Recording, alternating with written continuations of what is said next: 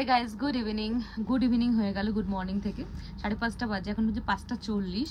তো এখনও আমরা নামতে পারিনি এসএমবিটিতে, কারণ ট্রেনটা এত লেট, 3:30 ঢোকার কথা, সেখানে এখন 5:40 বাজে, তাও এখনও পৌঁছায়নি। আমরা কন্টিনিউয়াস ট্রেনের মধ্যেই রয়েছি, ট্রেনটা এত ধুকে ধুকে চলছে। মাঝখানে তোমার কেয়ারপুরমে দাঁড়িয়েছিল, কেয়ারপুরমটা আমাদের বাড়ির খুব কাছে, কিন্তু সেখানে নামতে পারলাম না। যদি জানতাম যে ওখানে দাঁড়াবে তাহলে হয়তো সব কিছু লাগেজ টাগেজ নিয়ে আগে রেডি থাকতাম। তো যেহেতু জানতাম না, তো কিছুক্ষণ দাঁড়িয়েছিল, তো এত মালপত্র নিয়ে নামাটা খুব চাপ হয়ে যেত, তো সেই জন্য আর চাপ নিলাম না। তো মানব বলছে এত মাল আনবে না, মানব বগর বগর শুরু করেছে। ট্রেনের গন্ডগোলের জন্য আমার সাথে গন্ডগোল বেঁধে যাচ্ছে মানবের।